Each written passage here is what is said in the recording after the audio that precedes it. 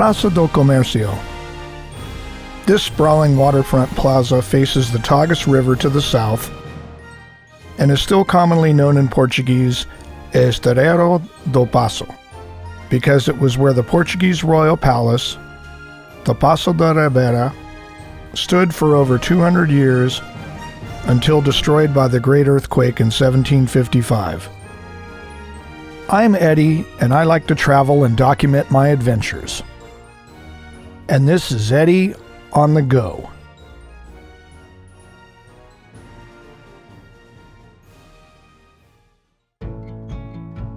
Before we headed out on our first walking tour of the day, we went to a neighborhood restaurant that I had found on Google Maps called Maria Limão.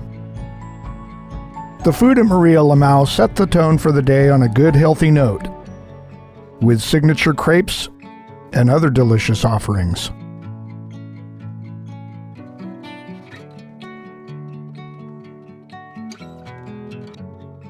On the way to our main destination, I had to stop at a store to buy a SD card for my GoPro, because somehow I had lost a small Ziploc bag containing all of my cards that weren't already in my cameras. I think I had lost a total of 3 cards. Ouch.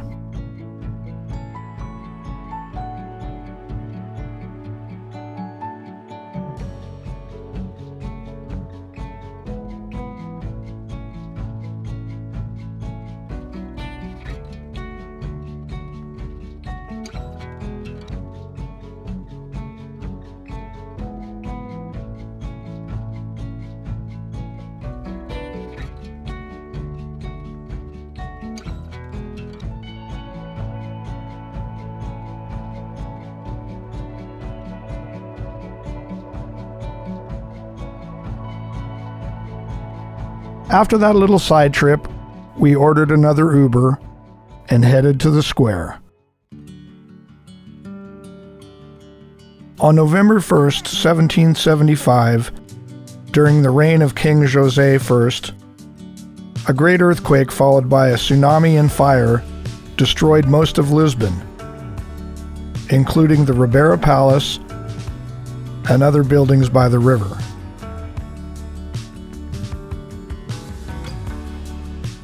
After the devastation, the royal family moved to another residence in the district of Belém.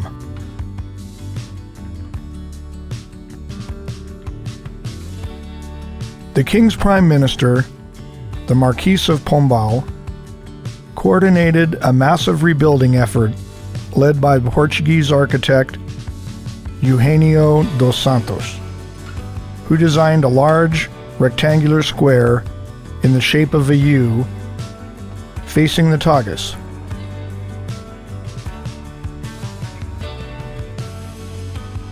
These buildings have galleries on their ground floors, and the arms of the U end in 2 large towers, reminiscent of the monumental tower of the destroyed Ribeira Palace.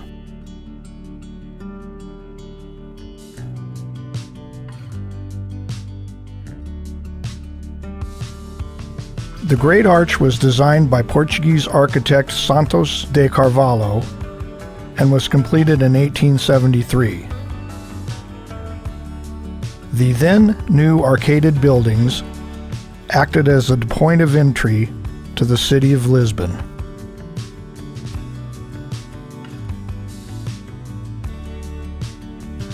On the north side is the Triumphal Arch,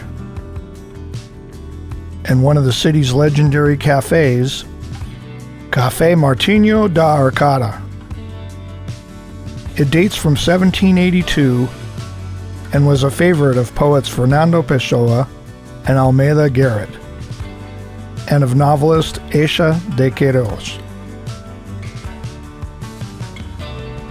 The top section includes statues representing important Portuguese figures, including Vasco da Gama and the Marquis of Pombal. The square was given its name to indicate its new function in the economy of Lisbon. The symmetrical buildings of the square were filled with government bureaux, regulating customs and port activities. The centerpiece of the ensemble was the equestrian statue of King José I, inaugurated in 1775 in the center of the square. This bronze statue, the first monumental statue dedicated to a king in Lisbon, was designed by Joaquim Machado de Castro, Portugal's foremost sculptor of the time. In the center of the square is the statue of King José I on horseback, wearing his emperor's mantle, and the horse is symbolically crushing snakes under its hooves. The statue is 14 meters high from its pedestal. The square is flanked by shops and many restaurants, which are great places to grab a bite to eat, have a glass of wine or beer, and watch the people passing by. Most of the government offices that once surrounded the square have now been taken over by restaurants with outdoor tables, and there is a modern interactive museum called Lisboa Story Center, dedicated to the history of the city. In June of 1910, after the Portuguese Republic was established, Praca do Comercio was classified as a national monument of Portugal.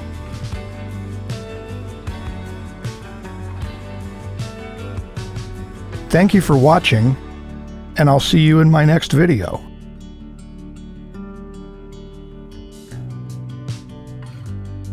Eddie on the go, out.